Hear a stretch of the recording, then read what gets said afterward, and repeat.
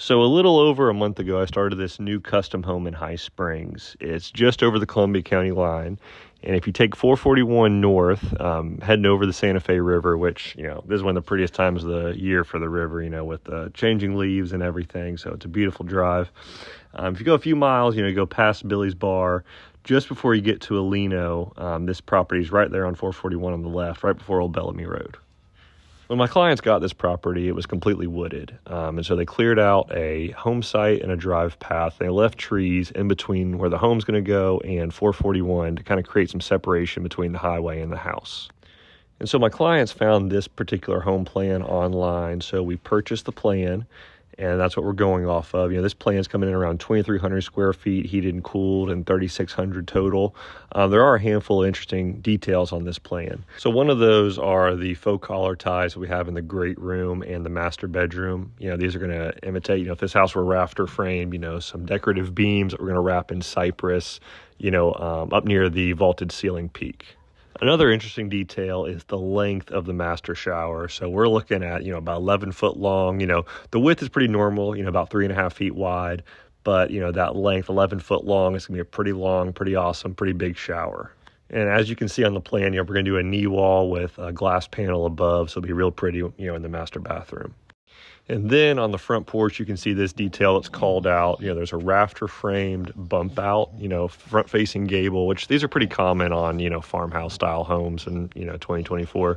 So, there'll be an open gable end. We're going to achieve that by rafter framing. I'll highlight that later in this video. And in this next elevation shot, you can see where that front facing gable on the front porch bump out is open. I'm going to show you what that actually looks like framed up later on. And then also you see a lot of stonework on the front of this house. So that's going to be a big theme, in the way that this house finishes, is all the stonework. And then also on the front, we have these decorative brackets, which we're going to frame up, which will be pretty awesome, add a little detail to the front of the house. And then, also as the elevations show, there's going to have a standing seam metal roof on it, which is definitely going to pop. We're going to do a Galvalume standing seam metal roof, so that'll be nice. And so now we're getting into some construction shots. This is the first week of construction. We brought in all the fill dirt. We got the slab formed up. The fill dirt takes a few days to bring in and compact. And the form boards take a couple days to put up. And at this point, the plumbers are ready to come in because they have form boards to pull off of. And so I didn't get any shots of the pad opened up with all the plumbing, trenched in. But, I do have a shot here of the pressure gauge showing there's pressure on all the pipes, after they were all installed and covered up, and, bug spray and all that stuff, and Visqueen was put down. And so what you're looking at here is we have, almost all the engineering wrapped up for the structural slab inspection. We have the form boards are all going to be squared up. All the rebar is going to be in the footers. We've got about 95% of the welded wire in. We've got a little bit, we have to add. And once we pass inspection there for structural slab, then we move into pouring.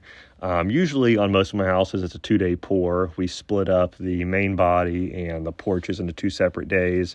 It just makes it a little bit easier to pour, a little bit smoother, especially where form boards meet up on the house and the porch, able to finish that transition a little bit nicer. And so then we started framing. So this is what a house looks like, 2 days into framing. And the first week is really spent just getting the house ready for trusses, which, normally you set about 5 or 6 days into framing. And so we started that on this house on the 5th day. And so, when we set trusses on this house, it was 9 days before Christmas. So it was extra important that we got the house decked and dried in, on time, because my framers are taking off a week around the holidays. So before that break, we want to make sure we leave the house, buttoned up pretty good, and leave the roof safe from any potential rain. And so this shot here is on the end of the 3rd day of decking the roof and the end of the 8th day total of framing. And as you can see, we got the roof pretty well completed, and the walls are OSB'd, and so we're ready for inspection on the 9th day.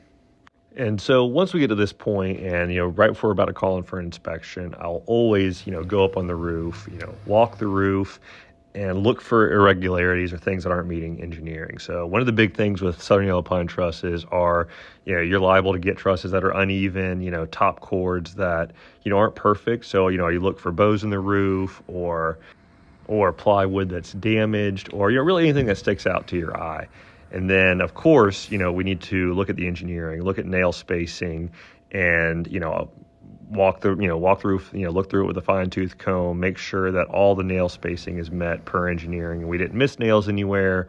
There's no soft spots in the roof, anything like that, just to ensure that this roof's secured.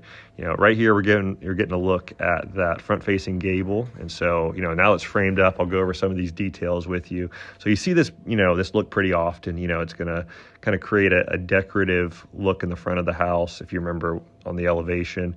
And so this is hand framed on site. So there's specific engineering we have to follow as far as rafter size and ridge beam size and ridge post size and all that type of stuff. So, as you can see here, the way that's framed, that's how you achieve that look, which, a lot of people don't know how to do that or don't know how to get that open gable, and it's through rafter framing.